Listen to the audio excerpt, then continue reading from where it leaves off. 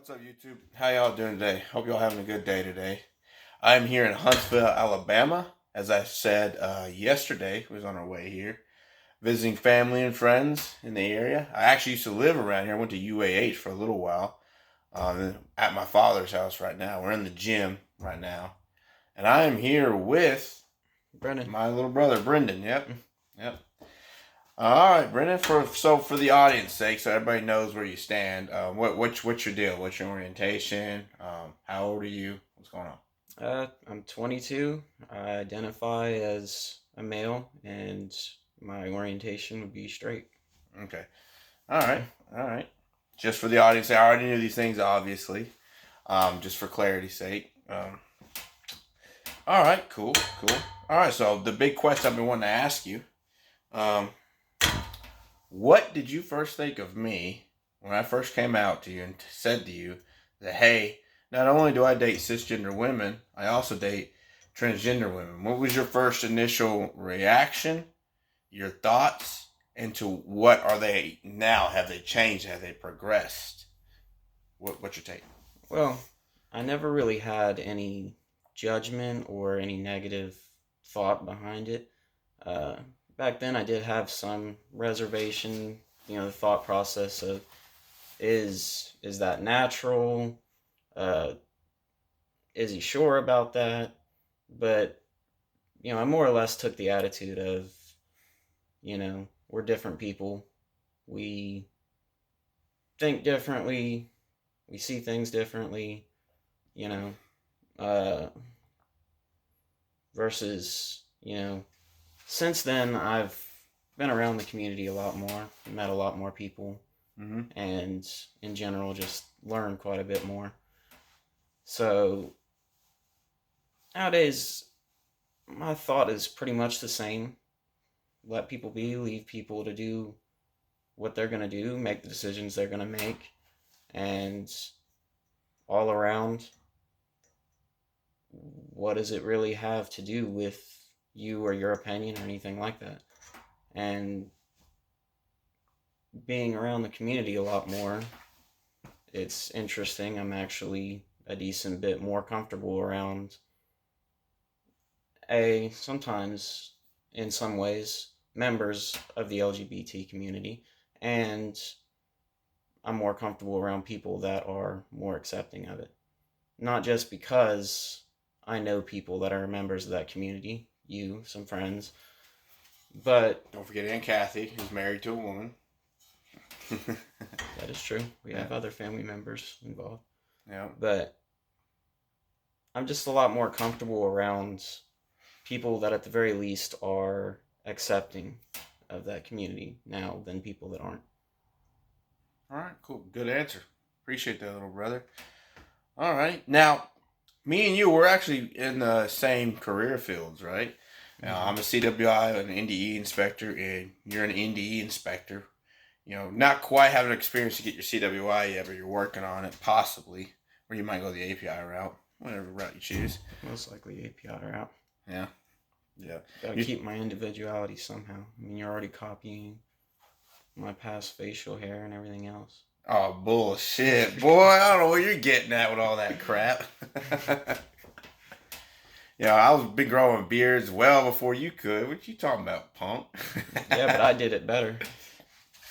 I doubt that. I highly doubt that. Yeah. I think you probably got dad's patches right here. I don't know. Yeah, you got a couple of bald spots. At least I can grow a goatee. Slightly. Can you grow? See this? It connects. Can you do that? Can you grow a goatee? Mine actually does connect. I just have slight spots here. Nah, no, you got bald spots. You gotta do a comb over. You gotta do a comb over. All right, whatever. Goatee comb over. Gotta comb over like dad. But anyways, back on topic. So working in the construction industry, I've told my viewers about how the construction industry seems to be way behind other industries, especially like corporate America. Where it's white collar, doing paperwork, that sort of thing. It's more accepting to be LGBTQ plus, particularly a trans-amorous man in corporate America. Versus here, I mean, we still have issues with it all across the board. But I've talked to other guys like me who are in that sort of role, and they have issues, obviously, but like, I don't know, like, maybe I'm wrong in this assumption. Got a notification there. Oh, good old Mike. Anyways, I might be wrong in this assumption, but I feel like so far the construction industry is lagging behind the most. Like, I've lost out on employment opportunities. I don't know if you know that or not. Um, you know, I can't. It's all good. Spam call. But yeah, I've lost out on contract opportunities. I can't prove it. You know, y'all know the story if you followed me for a minute. Um, but I mean, what do you think? You think what I'm saying is very true? It's real, or you think it's bogus? Like, what are your thoughts on that? On rejection by my career field for being transgenderist?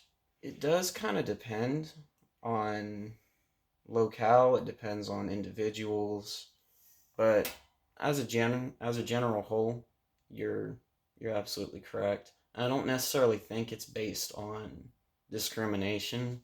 I think it's like outright discrimination, as in, since you're that way, I don't like you.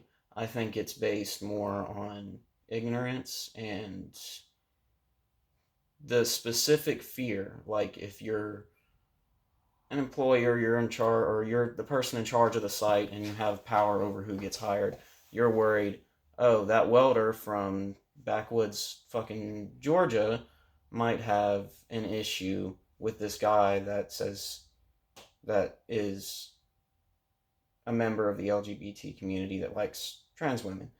Well, to avoid that fight, because, you know, Potential lawsuits and time off this from work. this welder's been here for 20 plus years, whatever, and I know he does good work.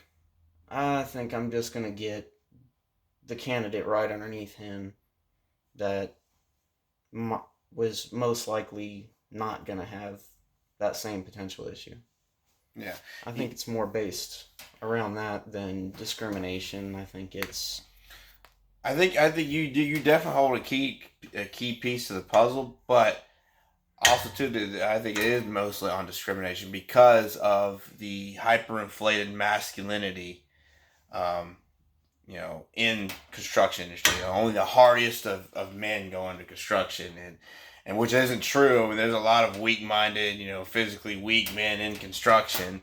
But no, that's the image, and people are big on image. They try to uphold an image, and when they have a guy who is an inspector, mind you, who's usually not an inspector's never bottom rung. He's never the low man on the totem pole. He's midway or upper echelon.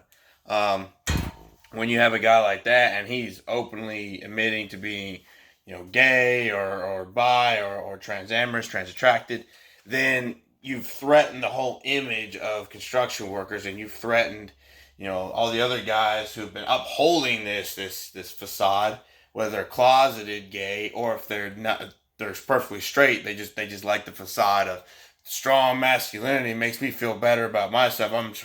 There's a whole culture to construction, just like there's a culture to every career field or every job, medical, corporate America. There's a culture to everything. We can base it off of like a form of tribalism, essentially. But yeah. So when you threaten the way of things, typically you'll be remembered, but also you typically go through some shit. You know what I mean? And that's how it's always been throughout history. You see people who threaten the way of things.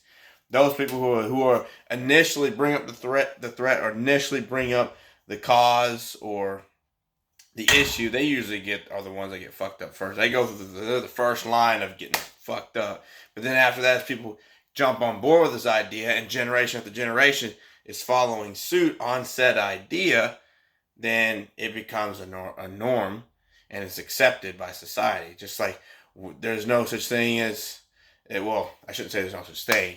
It's not legal to own slaves anymore, and that was just 100 plus, like 150 years ago when we had slavery.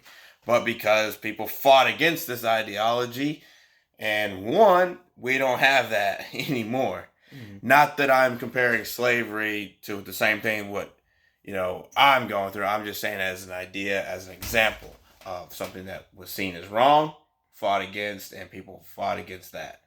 So social change over time. Yeah, exactly. And now we're left with the remnants of quote unquote slavery with racism that we still have today, that still exists. Some remnants of all that. But getting off subject here. Yeah, so I thank you for this little interview today, man. My main question was just to ask what you think then and now. Anything you want to add? Anything you think the audience should know? I would add that I don't understand, building off of the concept. We see it all the time in industries like ours and related ones.